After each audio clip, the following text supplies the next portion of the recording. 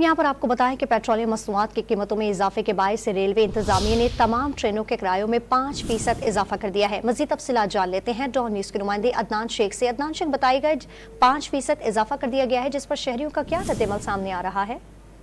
जी बिल्कुल, रेलवे किराए में जो है वो रेलवे इंतजामिया ने जो है वो इजाफा कर दिया है और तमाम एक्सप्रेस, पैसेंजर और इंटरसिटी ट्रेनों के किराए में 5% इजाफा किया गया, जबकि पार्सल और लगेज रेट में भी 5% इजाफा किया है। और ये जो इजाफे का नोटिफिकेशन है इस पर अमल दरामद 2 सितंबर से होगा, जबकि इस हवाले से नोटिफिकेशन भी जारी कर दिए गए, जबकि रेलवे ने 16 रोज के दौरान जो है दूसरी मरतबा किराए में इजाफा किया है और 16 अगस्त को भी रेलवे मुसाफिरों में जो किराया था वो तकरीबन 10% इजाफा किया गया था, और जिस पर जो ट्रेन का मुसाफिर है उनमें काफी होता पाया था और उनका ये कहना है कि किराया जो है वो पहले ही बहुत ज्यादा है, लिहाजा जो इंतजामिया है उनको गौर व फौज करना चाहिए अपने जो इजाफा किया गया उसके ऊपर। जी बहुत शुक्रिया आपका अदनान शेख।